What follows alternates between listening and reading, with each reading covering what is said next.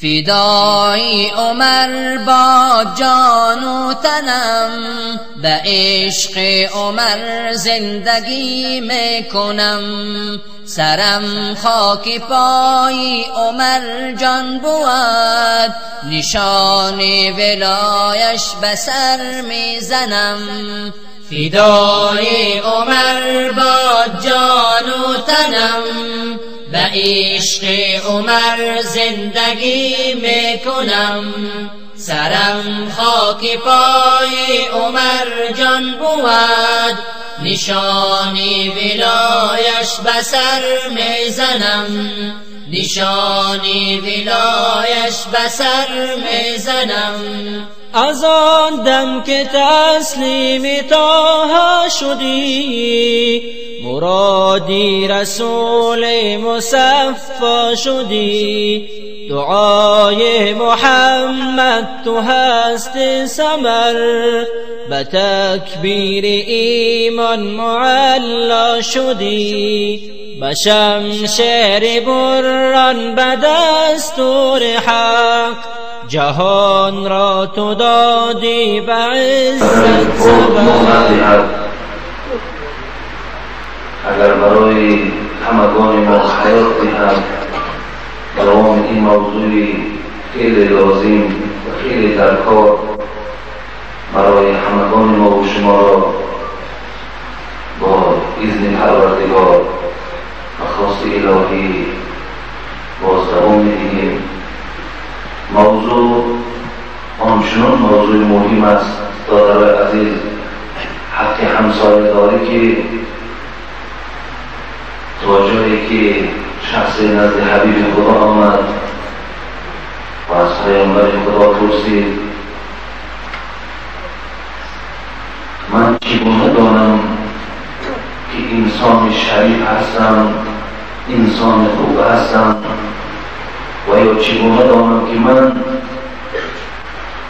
انسان بدکار هستم، بدبخت هستم و ناکس هستم، و یا بدبختی و نیکبختی خود را در همین حیاتی که خدا برای من مقدر کرده است چگونه جدا کنم. ای حبیب خدا برای ما چی گفتنی داری؟ رسول اکرم صلی الله علیه و سلم اشاره کردند اذا قلت جیرانک قد احسنت فقد احسنت، و اذا سمعتهم یقولون قد اسأت فقد اسأت. ببینید اگر گفت تو خواهی که فهمی که تو بدبخت هستی یا نیکبخت هستی، اگر تو خواهی فهمی که تو آدمگری داری یا آدمگری نداری، اگر تو خواهی فهمی که ایمان تو کامل است یا ایمان کامل نیست، پس گفت از همسایه ها بپرس. اگر همسایه ها بپرس که من آدم خوب هستم یا آدم ناخوب هستم، حبیب خدا گفتن اگر همسایه ها گویند که تو آدم خوب هستی، پس تو در پیشوی خدا آدم خوب هستی. اگر همسایه ها گویند که تو ناکس هستی، ناآدم هستی، پس تو در پیشوی پروردگار ناکس و ناآدم هستی. برادران عزیز و گرامی، خوبی ما و ناخوبی ما در زبان همسایه های ماست. البته همیشه همسایه ها هم از روی انصاف امروز بها میدهند کی خوب است و کی ناخوب است. ببینید حتی که بسیاری از خواستگاری هایی که در خاندان های ما و شما با حقوق میپیوندد، از پرسیدن همسایه ها شروع می شود. دختری فلانی چگونه دختر است، بچه فلانی چگونه بچه هست، چگونه فرزند است. همسایه ها خوب و ناخوب البته بیان می سازند. پس این موضوع دادر عزیز موضوع خیلی مهمه که حتی ایمان ما کامل هست یا کامل نیست، این در زبان همسایه هاست. گویم که خوب است، بیازار است، بسیار بسیار بچه ایماندار است. گفتی حبیب خدا که تو در پیشگاه خدا همین مقام و مرتبه را داری و اگر اونها بهای ناخوب دادن دادر عزیز، پس با همون شکلی که اونها بیان کردن تو همون شکل در پیشی پروردگار هستی. زی خاطر ما برادر عزیز، پیر و جوان، خواهر و مادران کوشش کنیم که در زبان همسایه ها همیشه مدح ما باشد، ستایش ما باشد، تعریف ما باشد. این انشاءالله هم برای دنیای ما هم برای آخرت ما و شما بسیار نقش مهمی می‌باشد. اعوذ بالله من الشیطان الرجیم. واعبدوا الله ولا تشركوا به شیئا. آیتی که من جمعه آیت خواندم که باید حتی به اتمام نرسانیدم، این آیت از سوره مبارکه نساء بود. انخترش آیت 36 این سوره مبارکه هست که من برای شما بیان کردم. برادر عزیز، اگر شما با گوشی دل گوش کرده باشین و از شما هم خواهش من این است که همیشه این فرصت ها برای ما و شما رسیدنی نیست. همه وقت برای ما و شما این گونه سرجمی ها ممکن برپا نشود. همیشه یا شما با ما یا ما با شما نباشیم. زین خاطر موضوع هایی که برای دنیا و آخرت ما نقش کلان می‌بازد بسیار با دقت باشید. اگرچه می‌دانم روز گرم است، اگرچه شب‌ها خیلی کوتاه است، شاید بعضی از شما را خواب غلبه کند، ولی برادر عزیز تا یک ساعت کوشش کن که به خواهش نفس خود کار نکن. کوشش کن که تا یک این ساعت بسیار بهره کلان بگیر. بکل کلمه عبارت سنه.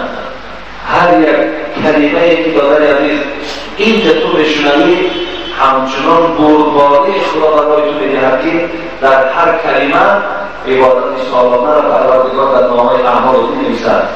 زین خاطر کوشش کن که این عبادت‌های سال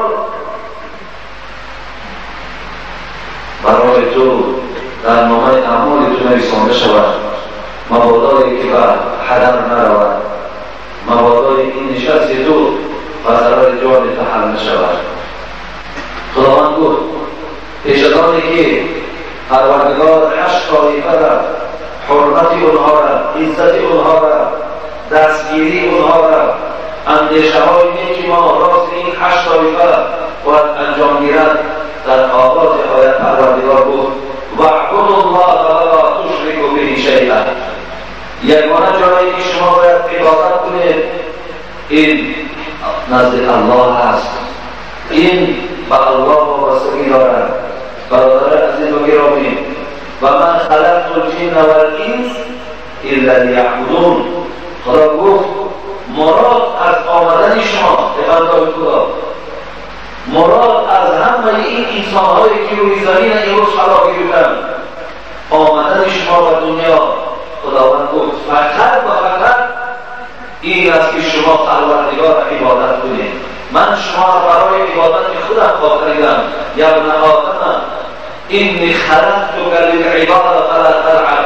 پروردگار در حدیث‌های قدسی هم می‌گوید که فرزند آدم یقین دان که من تو را فقط و فقط برای عبادت خودم، برای تعظیم خودم، برای سجده کردن در نزد خودم آفریدم. تو وظیفه اساسی تو، وظیفه مقدسی تو برادر عزیز و خواهر مادر عزیز در این دنیایی که 70 سال 80 سال خدا معین کرده است، این است که از عبادت پروردگار ذره هم که باشد، لحظه هم که باشد، باید شما روی گردان باشه، همیشه با پروردگار کار داشته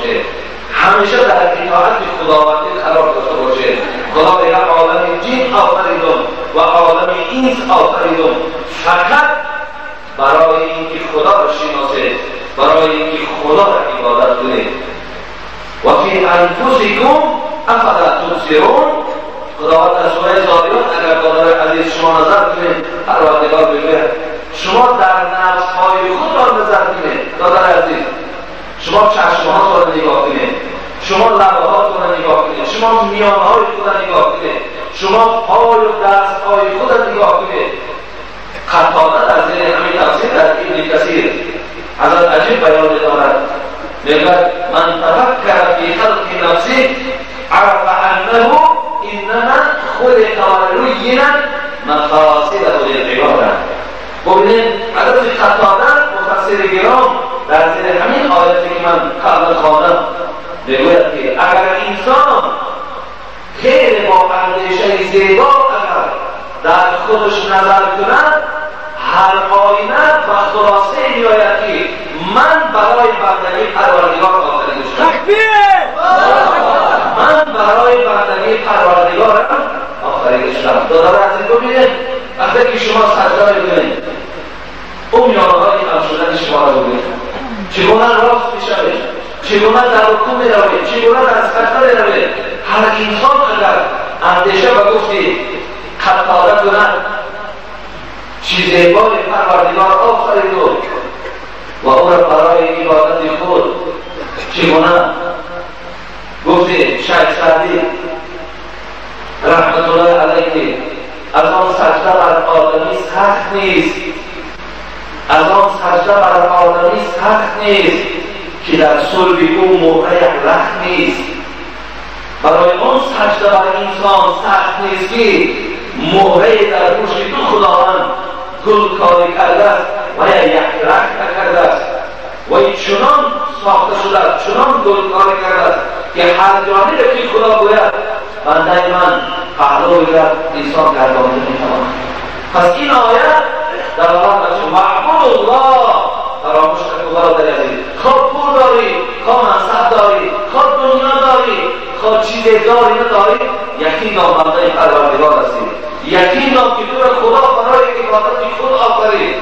این اصلا از یادت نبرد. حضرت نوح علیه السلام برادر عزیز و گرامی وقتی مسئول قوم خود برآمد الله چی گفت؟ به نوح گفت به این قوم خود، به این بندگان من بگو ان اعبدوا الله واتقوه واطیعون. این دعوت تمام پیامبرهایی که از اول دنیا تا به آخر دنیا آمدن فقط و فقط دعوت نمی‌کرد ان اعبدوا الله واتقوه واطیعون. همه شما دارید که جای عبادتتان دادر عزیز الله هست، واتقوه از الله ترسید و اطیعون پروردگار همیشه فرمانبرداری کنید. سه چیز انسان باید انجام دهد: عبادت خدا، ترس خدا، اطاعت خدا. اما همین سه اگر از شما برادر عزیز و گرامی در کدام عصری که این صدای من میرسد، در کدام عصری که کدام انسانهایی که حیات داشتن اگر این سه مرحله را خوب گذر کردن یغفر لکم ذنوبکم، خدا گناهات را میبخشد، خداوند شما را با بندگیش قبول میکند، خداوند بالای شما دیگر دم نمیارد، خداوند شما را در قبر و در روز قیامت استقبال خوب میکند. اگر شما با پررگی از پروردگارتان ترسان باشید و اطاعت و عبادت خدا را اگر شما دائما پیشنهاد کنید، شما آمدن تا دنیا وظیفتان را فهمیدید. وظیفه به دنیا آمدن شما چی بود است؟ الله را عبادت کردن، الله را شناختن. در دوام این آیت اکنون من این خیلی موضوعی وسیعی هست، خیلی موضوعی کلامی هست. در دوام گفت ولا تشرکوا به شیئا. خدا گفت دیگر این وظیفه‌ای که تو داری بنده مسلمان، بنده مؤمن، این است که در عبادت‌هایی که با پروردگار انجام بدهی کسی را شریک مکن. من جمعه گذشته اطراف 6 شهر عروسی دقیقا برای شما صحبت کردم. از همه گناهی که پیشگاه خداوند بسیار انسان بی‌قدر و بی‌قیمت میکنن این شرک به پروردگار است. از شرک بسیار دور باشید، بسیار دور باشید. صحابه پیامبر معاذ ابن جبل خدا رحمت و مغفرت کنه میگه كنت ردف النبی علی حمار. حضرت نگاه در بالای خره که پیامبر نشسته بود از پشت جناب نشستم، از پشت پیامبر خدا نشستم در خره که پیامبر خدا نشسته بود و حبیب خدا و جانب من گفت یا معاذ بود اینا میدانی که حق خدا بالای بنده ها چیست و میدانی که حق بنده ها بالای خدا چیست. معاذ میگه گفتم الله رسول اعلم و خدا و پیامبر داناست، من از کجا بدانم که خدا بالای بنده چی حق دارد یا بنده بالای خدا چی حق دارد؟ من نمیدونم. جناب رسول الله گفتند حق خدا بالای بندگان این است که خدا را عبادت کنه و شرکی در پروردگار نآورد. این حق خدا بالای بندگانش همین است. خدا را چی عبادت کن؟ من در اول گفتم شما برای عبادت خدا بده و خدا را چنان عبادت کنید که در عبادت هم کسی را شریک مگردانید. عبادت فقط خاصه الله باشد، فقط از برای خدا باشد. از ذهنتان دور کنید منع مردمان، از ذهنتان دور کنید ریا را، خودنمایی را، ساختکاری ها را از ذهنتان دور کنید، از عبادتان دور کنید. زیرا پروردگار میگوید از آن کسی که با ریا یعنی با خودنمایی ها و ساختکاری ها یا برای نمایش ها وقتی عبادت میکنند من بیزارم از همون انسان و از همون عبادت. من بیزار هستم. زیخاطر عبادت باید خاصه پروردگار باشد. حق خدا بالای بنده چی بوده است؟ این که خدا را عبادت کند و در عبادت پروردگار شریک نیارد. حق بنده بالای خدا چی بوده است؟ حق بنده بالای پروردگارش این بوده است که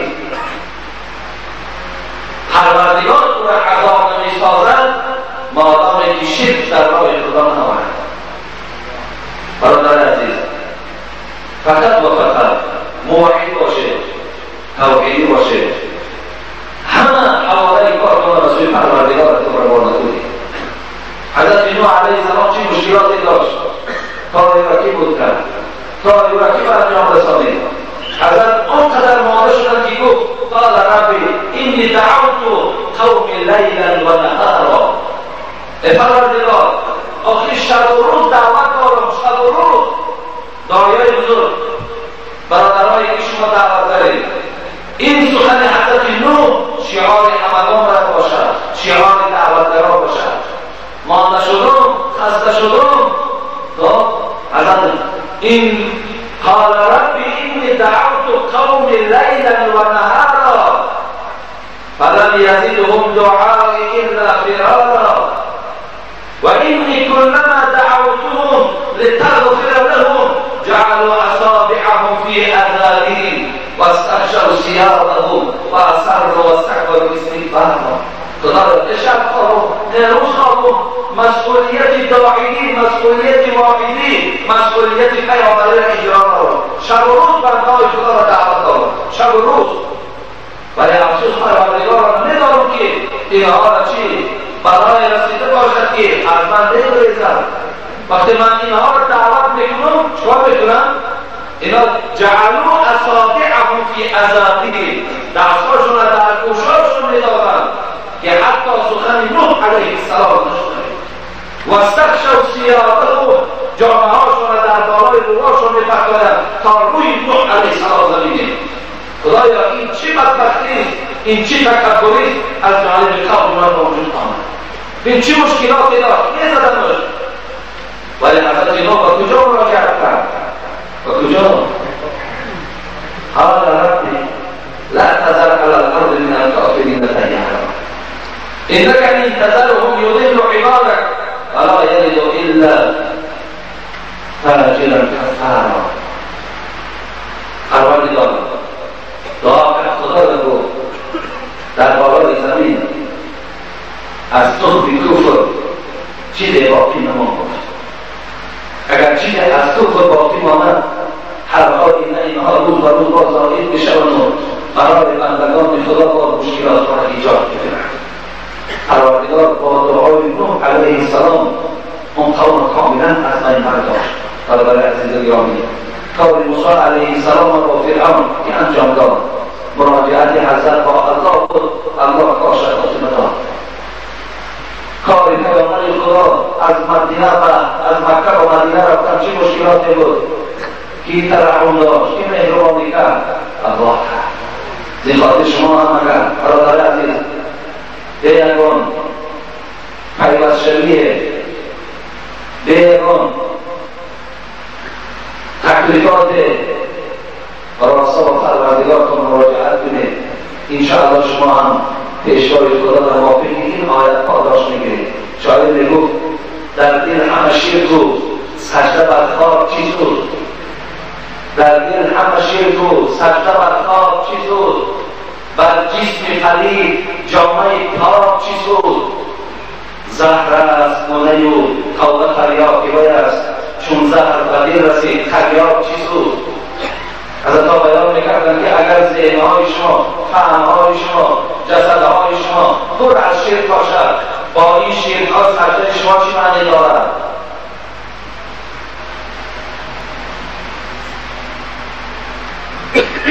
زیخاطر دارد عزیز، بسیار موحد باشید و سوی پروردگارتان راستا از پروردگارتان هر خواهشی که دارید طلب کنید. پروردگار مهربان، پروردگار قادر همه کارهای شما را به انجام برساند. زمانهایی بود دارد عزیز، من باز باید شما میارم که در گردنهای شما ریشته‌هایی بود که صدها گره داشت، با امیدی که گویا که درد شما را دور میکنند، با امیدی که گویا که او برای شما خوشحالیشه میدهد. زمانهایی بود که در گردنهای شما حتی من یاد اون دوره‌های شما را میرم. وقتی یکی از اولادهای ما در افغانستان بود، مادرها و پدرها از همینجا فرمایش داده بودند که از افغانستان برای ما مهره چشمی بیاد. حتی از افغانستان مهره‌های چشمی آورده بودند کلان که بنده اون زمان من عقیده هم داشتم، من چیزی هم نمیداشتم، نمیدانستم. حتی میدیدم بسیاری از مادرها همونها را بوسه میکردن، در دیده هاشون میمالیدن، گویا که همین مورد چشمی که یک طرفش سیاه کردگی، یک طرفش سفید کردگی، گویا که این زهر چشم دور میکرده باشد. ببینید تا چه اندازه عقیده ها را ضعیف کرده بودن که ماها رجوع به نهر هست داشتیم، رجوع به سنگها داشتیم، رجوع به درختها داشتیم، رجوع به بندها داشتیم تا که ما را از خدا دور کنند، تا که ما همون کمک و همون یادمی که راستا و الله حل میکرد، الله را یک جانب داشتیم و از اینها کمک طلب میکردیم. زیخاطر دادره از اینها و کار شما چیزی نمیرساند. شما از پروردگارتان خواهان شدید. خدای مهربان من از شرک بیزار هستم، نمیبخشم، مشرک نمیبخشم.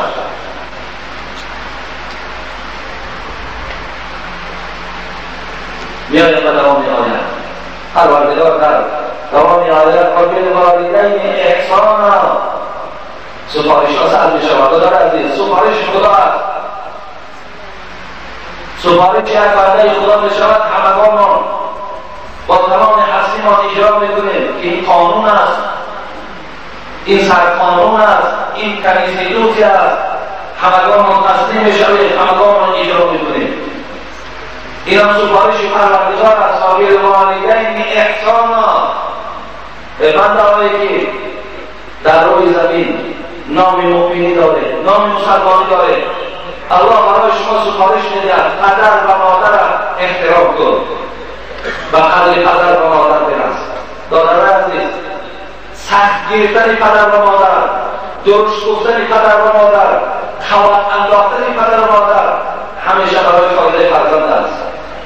وی ناراحتیش، وی سخت گفتنش، وی گویم که چی قدر دایره ایتون را کم کردنش تربیت کنند. شما از هوا که پدر ملال نشوید، شما از حقارت پدر و مادر ملال نشوید. شما زمانی که کتاب دادرای عزیز صاحب فرزند شوید، بعد به قدر حقارت پدر و مادر میرسید.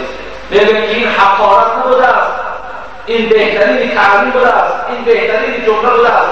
من اون زمان چقدر درد دیدم، ولی زمان فرزندان شوید خداتان بعد ببینید چگونه تربیه فرزند مشکلاتی دارد، بعدا به قدر پدر و مادر میرسید. و هر حال که باشد سفارش خداست داده عزیز. اگر میگفتن که حاجی میرزا میگه که پدر و مادر را حرمت کنید، شما حقی رد کردن داشتید. یکی حاجی میرزا یک بنده خدا، یک آدمی خطاکار و گناهکار است، گفتن میگیرد، ولی الله برای شما سفارش میده پدر و مادر را حرمت کنید. سفارش خداست داده عزیز. اگر سفارش اجرا نمیکنید، پروردگار در دیگر آیات‌ها گفته است والذین یؤذون الله والرسول لعنهم الله فی الدنیا والآخرة وأعد لهم عذابا مهینا. خدا میگه آن کسانی که الله و رسول آزار میدهند، مراد از آزار دادن الله و رسول چیست؟ اجرا نکردن حکم خدا و رسول است. وقتی حکم خدا و رسول اجرا نشد، خدا گفت که این انسان در لعنت ماست، مراد از رحمت ما دور است. و برای این گونه انسان‌های سرکش و نافرمان و به اطاعت ما عذاب دردناکی آماده کردیم. برای این برادران عزیز و گرامی، شما پدر و مادراتون دوست دارید و فکر می‌کنید دلالت ناخوبی نیست، دلالت خوب است که پدر و مادر را حرمت کنید. در خدمت پدر و مادر دیر است، پدر و مادر را دوست دارید. برادر یک وقتی است اکثر اینجا جمعیتی که حضور دارند اکثرش پدر و مادرشان نیستند. شاید آمدها را گوش میکنند، شاید کتابها را میخوانند و قدر پدر و مادر میرسند که الان قدر نعمت بعد از سوال میشود. وقتی که رفت این نعمت قدر پیدا میکند دیگر بازگشت ندارد. چگونه حیات انسان میگذرد دیگر بازگشت ندارد، پدر و مادر رو دوباره دیگر به حیات میآید. برای این تمام جهان مادر عزیز دوست دارید، آنقدر دوست دارید که دوست داری زن و فرزند شما در نزد محبت ما هیچ باشد. دوست دارید، ولی پدرها و برادران عزیز، هر کسی که نام پدری داره، سوالهایی که به من، مراجعتهایی که به من از فرزندان میشود، شما اگر چه مقام طلب دارید، مرتبه طلب دارید، من خودم پدر هستم، ولی فراموش نکنید که فرزندان برای شما حق دارند. فرزندان برای شما حق دارند. پدران عزیز، حق الوالد على الولد ان يحسن اسمه و یحسن ادبه. ببینید حقی که فرزند بالای شما دارد پدر عزیز، شما باید که فرزندان را نامه‌های خوب مانید و فرزندها را آداب خوب آموزید. در دیگر حدیث اکرموا اولادکم و احسنوا آدابهم، فرزندانتون را اکرام کنید، بچه‌هاتون را دوست دارید و آدابشون را خوب کنید. در بخاری در باب آداب هم اتقوا الله آمده است و عدلوا بین اولادکم آمده است. پدر و مادرها پیامبر از خدا ترسید و در بین فرزندانتان عدالت جاری کنید. این عدالت کدام عدالت است؟ امروز شرایط تجربه‌های حیاتی نشان داده ایستاده است که بسیاری از پدر و مادرها بچه‌های پولدارشون را دوست ندارند، بچه‌های کمبخلشون را دوست ندارند. ببینید عمل اینا داد خداوندی است. عمل فرزند تو از هر کلامی تو در پیشگاه خدا تو فردا پرسیده میشوی، ولی امروز جدا شوی در بین فرزنداست. تو پدر و مادر او پولداری به یک لحظه است، شاید همین تقسیمات نادرستی تو، شاید همین نگاه نادرستی تو، شاید باید که همین خلق نظرانه رفتار کردن تو در همین بین فرزندها بدبختی بیارد که همین بچه تو با میتون شود. از حساب همین نادرست رفتار کردن تو، از حساب همین نگاه و نیتی ناخوب تو، شاید همین بچه دولتدار دولتشی کند. برای همین بسیاری از پدر مادر است، بچه وظیفه‌دار است، بچه پولدار است، تکیه بر او است. شاید بار از زبانش شده باشد که بچه تو برای بندگی خدا آمدی، هرچی هستی نیست طریقات گویستا پر پولدار و مصدات است. بچم برای مادر باش، میلش ما صدقه مال تن بشیم، صدقه تو تن بشیم، ولی همیشه و دعوت رسول خدا کن. باید در بین فرزندکان بالاتر ندام. برای چی شاید میگفت چوبینی یتیمی سر افکنده پیش مدن بوسه بر روی فرزند خویش. یک بچه که یتیم دیدی، یک یتیم که در پیش فرزندای خود دیدی، همون فرزندای خود در پیش یتیم بچه بوسه نزن تا که دل اونها بلال می شود، تا که دل یتیم بچه خسته می شود که منم پدر مادر می داشتم، مثل همین پدر منم در آغوش بگیر، منم بوسه می زد، منم دوستداری می کرد. باید دلش که خسته شد ناراضگی خداست تا آقای پروردگار بیدار می شود. تا وقتی بچه بی پولدار مادر در اطرافه که خود در جمع کنید با او در یک طبق نام کنید و اونها رو سر که نظر کنید، اونها هم دل خسته می شود، اونها هم ملال می شود. برای این در بین فرزندها هم از خدا تحصیله درگاه، اونها رو فقط به اتحادی و اتفاقی مبادای بعد از سر تو چی بدبختی های در اون آیده می باید. و بالوالدین احسانا خدا گفت تا پدر و مادرها تا خدمتگار باشه. دیگر تمام آیات از سوره مبارکه یاسین نساء و بذی القربا والیتامی والمساکین تا سه طایفه دیگر حکمشون به گردن ما فرض کرده خداوند. یکم پدر و مادر، دوم کیش و تبا. با کیش و تبا هم و رابطه زیش داشته باشه، کیش و تبارا هم باید دوستداری کنه. از کیش و تبارا هم باید ما خندگی نداشت، سیله رحم بگویم. دیگر یتیم، خداوند و یتیمه ها را شما حرمت کنید، به خلق یتیمه ها رسید. چگونه جمعه گذشته گفتم احترام یتیم پیامبر گفت معنای او را دارد که پیش آدوستان همراه پیامبر رفتن به جنت است. حتی در یک دعاش پیامبر گفت اللهم اینی احرج حق الضعیفین الیتیم والمرأة. خدایا من گناهکار می‌دانم شخصی را که پایمان می‌سازد حق زن و حق یتیم را. کسی حق زن و حق یتیم پایمان می‌کند، بالای این دو نفر ظلم جاری می‌بیند، پیامبر خدا اینا از جمله گناهکارهاست، اینا از جمله گناهکارها هستند. والمساکین، خداوند گفت حرمت بالا مسکین‌ها داشته باشید، مسکین‌ها را حرمت کنید. در بسیاری از محله‌ها برادر عزیز مسکین‌ها وجود دارند، بی‌صاحب‌ها وجود دارند. شما می‌توانید که خاندان اونها را خبرگیری کنید، علل خصوص همسایه‌های مسکینی که شما در پهلوهاتون دارید. هرگاهی که اونها اگر از شما چیزی خواستند، شما با چشم و با سر برای اجرا کردن علل خصوص مسکین‌هایی که در همسایگی شما هستند بسیار بسیار میانها را بندید و در خدمت ایشان قائم باشید. اگر همسایه‌هاتان هم دورتر رفتی باشد، مسکین باشد، شما شرایط دارید، دولت دارید، برای اونها رفتن کمک کنید.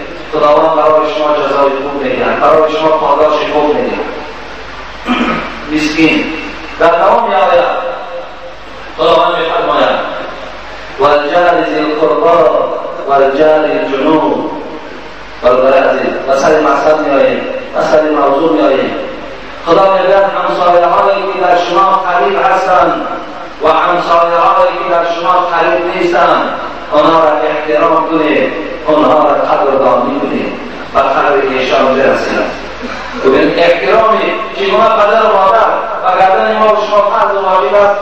احترام همسایه در برابر پدر و مادر وظیفه هر کدام ما فرض و واجب است. همسایه والجار ذی القربا والجار الجنوب، تعلیل‌ها همین است که همسایه‌هایی که با شما خویشی دارند، همسایه‌هایی که بسیار با شما نزدیکند و همسایه‌هایی که والجار الجنوب، همسایه‌هایی که حتی از دید بیگانه باشند. اصلا فقط یا نصرانی یا یهودی و در همسایگی شما حیات به سر میبرند، شما باید در حق ایشان هم نیک‌خواه باشید، نیک اندیش باشید. البته همسایه‌ای که مسلمان نباشد و همه یک حق بالای شما دارد که باید حق همسایگی است.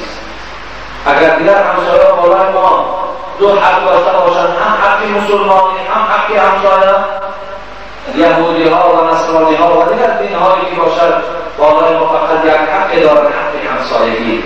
باید در همسایگی اونها را ما مورد آزار قرار ندهیم، اونها باید از همسایگی ما خسته نشوند.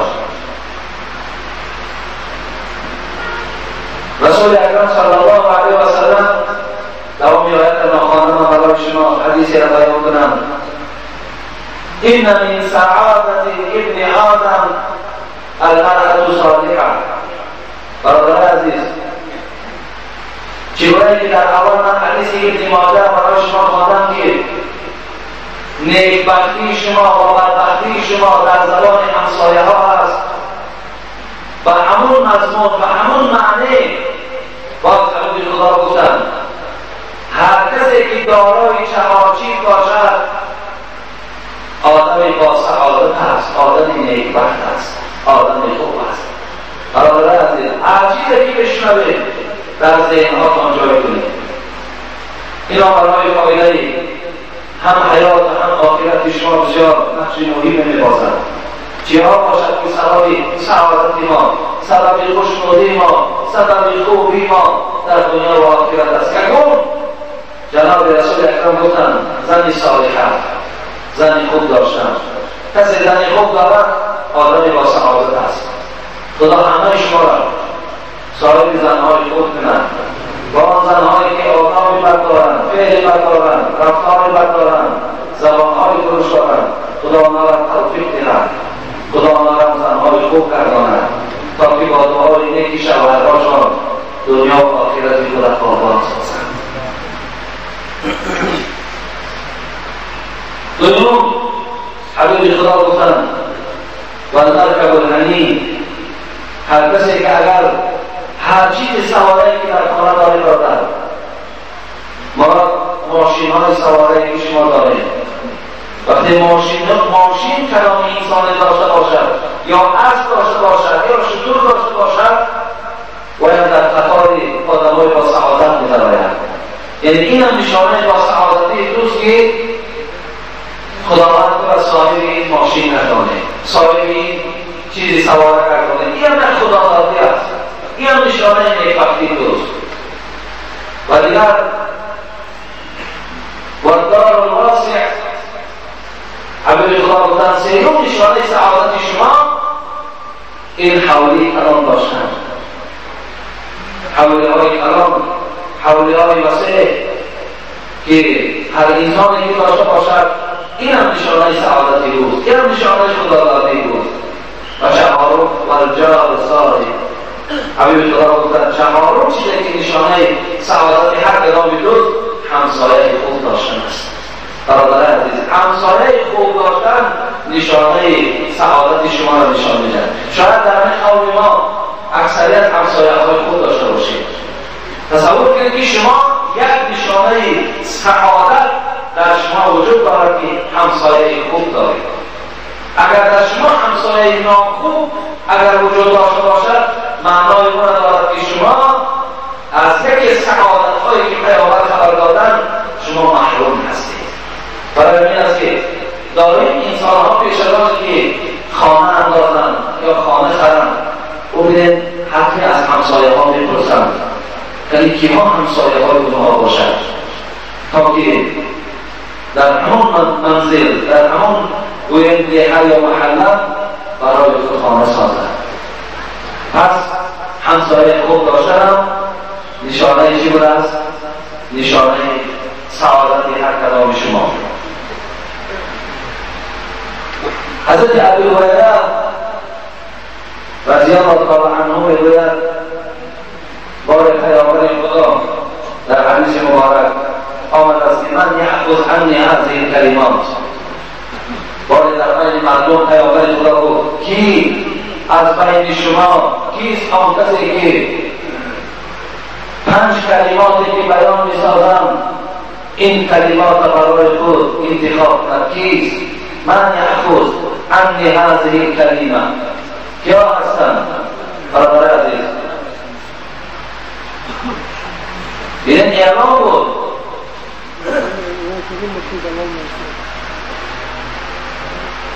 برادر عزیز، من در اطراف همین ماشین ها داریم بیان میکنم، طرزی گذاشتن ماشین ها کنم، این هم از روی آداب است، این هم از روی ایمانداری است که به کسی انسان مؤمن باید به کسی ضرر نرساند. ما دعوا را گفته همین خاطر جلباز در بین همین صحبت های ما ببینید حتی یک تاثیر منفی میرساند که ماشین 97 و 64 از کسی باشد، مثلا رفته ماشین شگیره و در دیگر جمعه ها و دولت اطراف همین بسیار شما رعایت کنید، ماشینات را در کنارها گذارید، در آمدنها گذارید، شرط نیست همین نزدیکی آورده گذاشتن. بار پیامبر خدا از همین منبری که ما داریم شاید از این ساده‌تر و عادی‌تر بودن، والله برآمدن و اصحاب هم نشسته گفتن من یأخذ عنی هذه الکلمه، که کلمات که از من 5 کلمه را قبول دارد. ابی هریره میگن از جا که اسم گفتم من هستم آن کسی که آن 5 توصیه که حبیب خدا قبول دارد. چیست توصیه های تو؟ جناب رسول اکرم میگه با انگشت مبارک یک بیان حساب میکرد. یکم گفت یا ابی هریره، ای ابی هریره، اگر چند که مراجعت به ابی هریره هم باشد و تمام ما هم این درس دارد برادر عزیز. یکم گفت اتق المحارم تکن اعبد الناس. ابی هریره اگر از حرام های پروردگار پرهیز کنی تو هستی خوبترین بنده پروردگار. برادر عزیز، اینجا هم آدمای از حرام دور بسیار است. برادران داره که اینجا از راه های حرام لقمه میخوریم، نام میخوریم، با دقت باشه.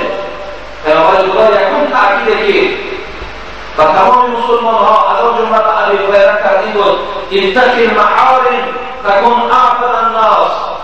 از حرام دور باشی خوبترین بنده پروردگار، عابدترین بنده پروردگار. آخه از پشت دریا کردن یادهای حرام و چی روزهای سخت رسیده، و چی دهشت‌های روبرو شده، و چی رفیق‌های ناخوبی رفیقی کرده، همه از لقمه حرام به وجود می‌آید. جان خودان یک طرف در عذاب، فرزندان از لقمه‌های حرام طعام بدهید، در جان اونها هم در پیشگاه خدا شما البته بعدا مسئولیت دارید. رسول اکرم صلی الله علیه و سلم کل جسد نبت من الحرام فالنار اولی به گفتند بسیاری از جسدهایی که از حرام آب و تاب می‌یابند دسترخوانشان زینتش از راه حرام است، یقین دارند که این بدن این جسد ارزنده آتش دوزخ دارد. هر یک جسدی که از لقمه حرام اگر آب و تاب بگیرد. برادر عزیز، بسیاری از برادرای ما باز تأکید میکنم از راههای حرام خود به دست میارید، از راههای حرام دسترخوانهاتان رنگ و برنگ است، از راههای حرام لباساتان هر روز عوض میشود، ماشینهاتان عوض میشود. احتیاط کنید. مسلمان از غیر مسلمان و لقمه حرام و لقمه حلال تحمیل دارد. بیایید برادر عزیز سوره مؤمنون را بشاید. امروز رئیس جمهوریت خدا خیرش بیاد همین قرآن را به کلیدی گردانده است. اگر که شما خطخانه باشید آیت 9 باید شاید سوره مؤمنون آیت 9 خدا چی میگه؟ کلوا من الطیبات و اعملوا صالحا. ببینید پیشگاهی که جمعه میاری میگه خداوند، پیشگاهی که روزه میگیری، پیشگاهی که زکات میدهی، پیشگاهی که حج میکنی، ببین هیچ از عمل صالح چیکار کن؟ کلوا من الطیبات، از حلال بخور. اول حلال خور باش، اول راهی درآمدت از راه حلال باشد، بعد به عبادت خدا نزدیک شو. بی نماز به خدا نزدیک نمیشه. چرا لباس بی نماز باشد نمیخواد تو؟ برای میدونه که لباس بی نماز باشد نماز تو درست نمیشود. وقتی شکم از حرام پر باشد دادر عزیز، پس عبادتی تو در پیش خدا آیا مسخره کردن نیست؟ آیا این مسخره نیست؟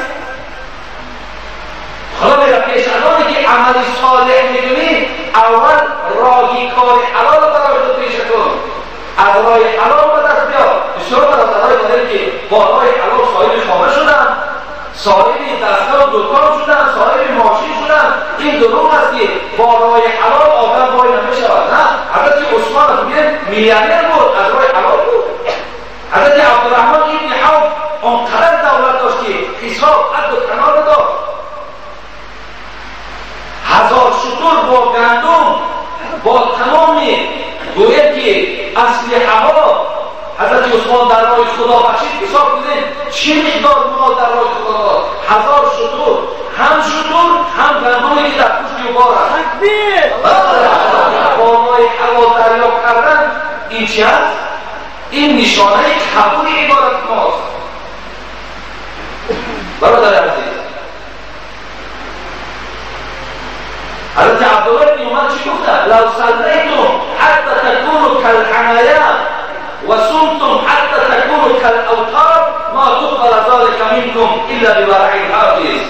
عبدالله بن عمر بچه حضرت عمر بگوید چی بگوید؟ اگر شما 50 سال است 70 سال نماز خوانید، آنقدر نمازهاتان شب و روز زیاد است که میان شما را مثل مجتمعهای کهنسال گوید که خط کرده است، خم گردانیده است، از عبادت زیاد میان خم شده است و آنقدر روزه داشته که حتی که مثل بند یا مثل ریشته گوید شما باریک شده. خدا میگوید حضرت عبدالله بن عمر خدا همین نماز و همین روزه را از تو قبول ندارد تا زمانی که اگر تو نقمت قبول باشد. برادر عزیز ببینید امروز کتاب تشادق در روایت طبرانی حدیثی را دریافت کردم که 3 طایفه روز قیامت در زیر عرش در راحت با یکدیگر صحبت دارند ولی والناس فی الحساب بشن. مردم در حساب در قیامت حسابات داده ایستادند. پیامبر گفت اینا کیا باشند این خوشبخت‌ها؟ گفت یکم کسی که دستش به حرام دراز نمی‌کند، دوم کسی که در حرام نظر ندارد، سوم کسی که حرام دادنش قبول ندارد. این 3 طایفه در زیر سایه عرش پروردگار. گفتی مولانا جنون سگی که در پلیدی میکند رو نگر چون میکند هر لقمه را بو و سگ است نگر که هر لقمه را بو میزند حلال حرام از خودش از بیگانه است بو زدن میگرد بوی میکشد. سگی که در پلیدی میکند رو نگر چون میکند هر لقمه را بو چرا تو به توقف میزنید دست دهن چون ماهی اندازه بهرش است. تو چرا بی‌توقف دست دراز میکنی؟ چرا اندیشه میکنی که اینه که من بگیرم و در جای خود نندازم یا خانه میبرم حرام است یا حلال؟ چرا تو هر یک چنگه گفته ماهی ها رو میگه عبرت نمیگیری که وقتی که دهنش در هر چنگه که انداختن حال اونا چی میشود؟ چرا تو در دهنت هر یک چیزی که آمد میاندازی؟ برادر عزیزان حضرت ابی هریره به یکم چیزی که تاکید کرده بود اتق المحارم تکن اعبد الناس.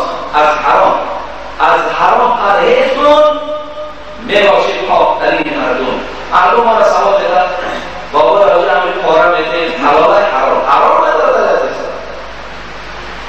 پاره ما را روز به روز مشکلات را ایجاد میکنند. همین پاره است که ما قوت نمیگیریم، همین پاره است که ما پیشرفت داریم.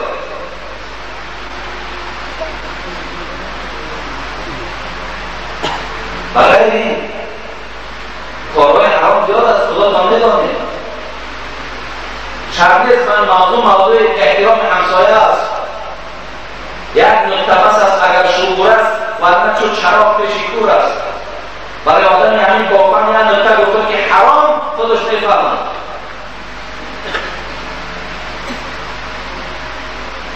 حتی خطرها و برادرایی که من شما را احترام دادم در اول اعلام کردم آن فرزندکاتون را پرسید بابا بچه‌ام در کدام کار مشغولی، از کجا چیه اینا را مسئولیت داریم پرسید.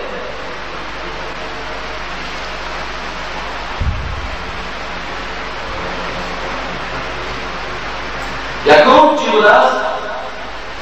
ابی هریره را گفتند از حرام پرهیز کن میباشی پاکترین مردم.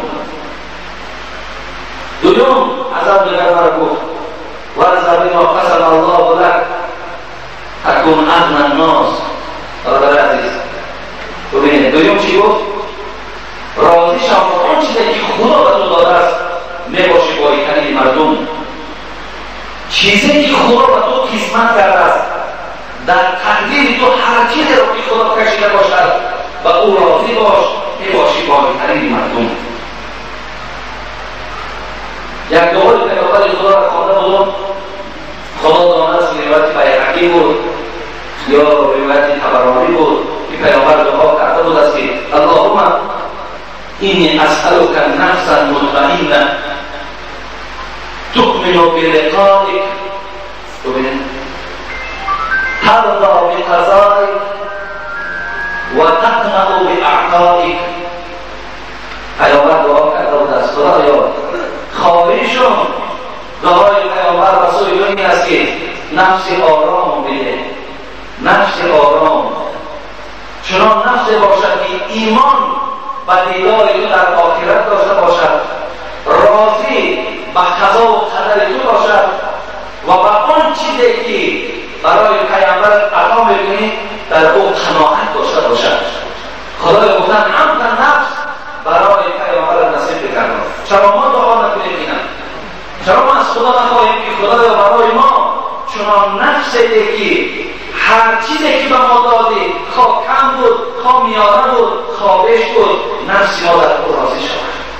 برادر عزیز و گرامی، آن چیزی که خدا به شما میدهد در او راضی باشه، میباشه که بالاترین مردم. رسول اکرم صلی الله علیه و سلم تنگیر لیس الغنی عن کثرة العدد ولکن الغنی غنی النفس. ببینید حتی مالداری گفتن کسی مال دارد، چند خانه دارد، چند ماشین دارد، چند جای کوی استراحتگاه دارد، چیزی داشته باشد این باری نیست. گفتن پیغمبر ولکن الغنی غنی النفس. باری گفتن همون باری هست که نفسش در آن چیزی که خدا به او داده است در او راضی است. این نفس قناعت دارد، هر چیزی که خدا داد او راضی است. برادر هر نفس برادر عزیز در دادگی خدا راضی میشود. همچه مشکلات رو میچه ناراحت بشوید. کم در مصیبت بالا ما میآید، البته ریزابی ما مو بشود در باید دیگر ریزابی ما رو نمیبینیم. حضرت فوزای این دوست خدا بودن، میگوید 30 سال حضرت تبسمش کسی ندیده بود. 30 سال کسی تبسم ایشان ندیده بود. بعد 30 سال وقتی نگاه فرزندش که از دنیا گذشت، مردم نگاه میکنن که فوزر میخندن، فوزر تبسم دارد. هم حضرت فوزر 30 سال ما تبسم ایشان ندیده، 30 سال خنده را در لبها ایشان ندیده. امروز روز مصیبت میخندیم. حضرت فوزر گفتن خنده من گفتن معنای این ندارد که خداوند که در وفات فرزند من رضا بود و قضای الهی که در وفات فرزند من رفت، این تبسم من گفت نشانه رضایی در قضای خداست. من میخندم به خاطر آنکه در این وفات فرزند خود قضای پروردگار را در راضی هستم. یعنی خنده من به خاطر یکان غفلت و به خاطر یکان بازی روشن نیست، بلکه به خاطر که فرزندم از دنیا گذشت، قضای الهی در همین بوده است و خدای من که در این راضی بوده است، منم رضایی دارم و رضا بما قسم الله لك تکن اغنی الناس. تو بالاترین مردم خاطر عزیز اگر نفسی تو باید باشد. این خدا در قرآن و اما من خاف مقام ربی و نهى النفس عن الهوى فإن الجنة هي المأوى. سوره نازعات. خدا میگه هر کسی که اگر نفس او از خواهشاتش جدا باشد، هر نفسی که خواهشاتش ادراک نکرد، جنت باشگاه اوست. نفس‌ها چیزایی نمیخواهند. برادر عزیز، سوره یوسف را بیایید با آیه 53. همه شما قصه یوسف اکثرا تماشا کردید. سوره یوسف بیان می‌کند اعوذ بالله من الشیطان الرجیم ان النفس لأمارة بالسوء الا ما رحم ربی.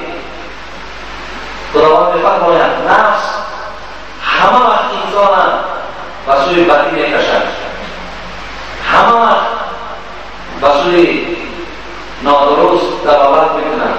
شما آگاه باشید که این نفس‌ها دشمن آشکارای شما هستند، دشمن آشکارا هستند. همه وقت مالک نفس باشید بردباری دارید. سوم حبیب خدا چی گفتند؟ بعد حضرت ابی هریره 5 چیز حساب کرده در حضرت دادند. سوم گفتند و احسن الی جارک تکن مؤمن و احسن الی جارک تکن مؤمن. نیکویی کن به سوی همسایه، اون زمان دعوا کن که من مؤمن هستم. برادر عزیز، همسایه در نیکویی کن، همسایه در غمخواری کن، حق همسایه‌داری را بجا بیار، از بازار همسایه دور باش. پیامبر خدا گفت اعلام کن که من مؤمن هستم. اما در جهت ایمان حق کسی دور است که با همسایه خوش معامله است. حتی پیامبر خدا گفتند من کان یؤمن بالله و الیوم الاخر فلیکرم ضیفه. هر کسی ایمانی به پروردگار دارد، ایمانی کامل دارد، این است که مهمان را احترام میکند، مهمان را احترام میکند. برادر ما حاجی عزت‌الله را خدا در عمر جانش برکات دهد، پدر پیرانساش هم خاتمه بخیر ایمانی و سلامت. برادرایی که حاجی عزت‌الله دارد عمر دراز و تنیسیت عزیز، مهمانهایی که در مسجد داشتیم و آب و نان تأمینات از جانب برادر ما حاجی عزت‌الله شد. این هم احترام مهمان است، این هم قدردانی مهمان است و قدر کردن مهمان است. و دیگر پیامبر خدا گفتند من کان یؤمن بالله و الیوم الاخر فلیقل خیرا او لیصمت. پس ایمان را پروردگار دارد، ایمان به روز قیامت دارد، باید دائم سخن خوب گوید، سخن خوب گفتن تواند سکوت آن را اختیار کند. سبب پیامبر خدا گفتند کسی که ایمانی به پروردگار دارد، ایمانی به روز قیامت دارد، باید چیکار کند؟ با همسایه نیکویی کند. با همسایه نیکویی کردن نشانه ایمانداری است. ابن مکعب رضی الله عنه را این کار بکنند که وقتی که همسایه‌اش خانه‌اش را بفروخت، حضرت ابوبکر می‌دانه که همسایه خانه‌اش را فروخته ایستاده است. مکعب رحمت الله علیه میگوید رفته پرسید که اگر از حساب ناداری فروشد من حق همسایه‌داری را به جا نآوردم، ولی اگر به خاطر دیگر جای خواهشش باشد این حالت من حق همسایه‌داری را به جا آوردم. یعنی اگر همسایه من از حساب نارسایی، از حساب تنگدستی، از حساب گویی گرسنگی خانه فروشد و مکعب که در پهلوی او بار و بدولت است زندگی داشته باشد، یقینا که من حق همسایه‌داری را به جا آوردم. برای این حتی میگم مکعب را پرسید، گفتن حضرت از حساب ناداری و گرسنگی و تشنگی است چند ماه از خانه تو نیم پاره و یک پاره نان می‌آورید. حضرت میگوید خانه‌دار همون خانه‌دارم، یعنی همچنان وعده داد که تا زمانی که من در پهلوی حیات هستم دیگر مشکلات در خانه‌دارتون نمی‌شود، یعنی تا از اینجا برای خاطر گرسنگی نکوش، کوش نبند، زیرا که من در پیشگاه خدا مسئولیت کلام می‌کنم. این دلالت به چه می‌کند؟ برادر عزیز، به همسایه‌ها گمان خوب داشته باشید، نیت‌های نیک داشته باشید، همسایه ها هر گم میشوند برادرها، در پرلمان همسایه هستن که خدا میکشند، صاحب دستگاه و دکان میشوند، صاحب مذهب و جا میشوند، صاحب زیبایی و دیگر میشوند. این معنی را ندارد که بالای ما قهر کنیم، بالای ما بخیلی کنیم، بالای ما دشمنی کنیم. در این حالت ما پیشگاه خدا را نکنیم. خدا فرد من دوام این صحبت از جمعه آینده برای شما باز میرسانم و فقط از خدا خواهان او هستم که خداوند برای همه شما فهم کامل و ذهن ذکی و حرمت همسایه‌داری رو نصیب و روزی کند و از خدای مهربان خواهان او هستیم که خداوند ما را چنان قوت و توانایی ندهد که همیشه پیوسته در آزار همسایه‌ها باشیم. خب نبره بابای محمد اسلام خواندنی میرود و مسئله دعا کنید. خداوند نبره را صفحش و خیر و باقرار کند و همه آرزوهای دیگه که در دل بابا و ماما و در دل این فرزند از خداوند واصل کند. خوشت بچه اکه دولت از سواباز نظر دعا کنید. بچه اکه بازار از کردامند گفتن دعا کنید. مهمان ها از محله 63 دوشنبه در حق مادر و خودشون، در حق برادری که دیروز مهمان ها رو با عهده داشت دعا کنید. در حق کسانی که در صندوق خیریت دعا کنید برای ناحیه خراسان. برادر عزیز، همون ناحیه خراسان را شما فراموش نکنید که برای ما این جمعه و جمعه آینده مهلت است که در نظر ما یک مهلت وجود دارد. اگر مؤمن برادر مؤمن است، اگر این جای دیگر بیان کردن نیست. همون از جمله مسکین ها و بی‌شرایط ها هست که خدا توی مشکلات را بالاشان آورده است. هر چی که از دست آمده همون صندوق ها را فرد برادر، همه آنها را ما از نام شما برده در بانک ها می‌سپاریم که به همون صاحب خانه هایی که ضرر دیدن برده میرسانند. انشاءالله اگر چی کم که باشد بسیاری که هستید، بسیاری را البته کم کمش بسیار بشود، باز یک شرم شکن بشود. بگذارم همه این مسجد هایی که در ولایت ختلان است وابسته کرده شدن. من گفته بودم که یک خانه را ساختن در گردن مسجد های همین شهر کلاب هست.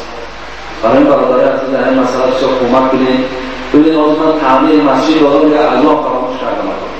از همه در این دما را سختگیری دارم که کوشش کنید که مردم کمک کند، مردم دستیاری دراز کنند. بله دستیاری دراز کنید. ما زیر نیست که ما جانب داریم. هرچی از دست آمده اما صندوق‌ها را فرق کنید و ما به اشاره میرسانید. انشاءالله برکت می‌دهید. خب در حق برادرها، در حق کسانی که در صندوق خیلی ناحیه جنازه از محله دهم حاضر شده است. یک برادر حاجی امرالله از مومن‌آباد خدا خودش برکات و گذشته باشد خدا رحمت و مغفرت کنه. در حق پدر و مادر بیمار هستند دعا می‌خواهم خداوند شفای کامل و شفای عاجل نصیب کند. خدای مهربان این جمعه را از همه ما قبول بگرداند و خداوند ثواب و پاداشی که در این آیت‌های قرآن، این حدیث‌های رسول اکرم از در نامه اعمال ما خداوند کتابت بفرماید. همه ما بندگانش خدا دوستدار کند، پیامبر دوستدار کند، قرآن دوستدار و مسجد دوستدار کند و خدای مهربان همه ما را برای خوب، برای درست، برای جنت هدایت بفرماید. ربنا لا تزغ قلوبنا بعد إذ هديتنا وهب لنا من لدنك رحمة إنك أنت الوهاب. آمین یا رب العالمین. بسیار مهمانی که اینجا از دیروز از حساب قربان تیپا و از دوشنبه اینجا در حضور دارند. خداوند قدم‌هاشون در حسنات نویسد و با صحت و سلامت و خواهدانشان اینجا دعا در حق برادرهایی که در زندان‌ها خوابند گفته دعا کنید خداوند این برادرها را از زندان‌ها خلاص گردانه و با یک تن صحت و با یک وقت خوش و با یک آداب‌های نیک به نزد پدر و مادر رسیدن خدا موفقشان کند. آمین یا رب العالمین. یک برادر از پنجاکین که سرش بیمار است گفتن دعا کنید خداوند این فرزند هم شفای کامل و شفای عاجل خدا نصیب کند. آمین یا رب.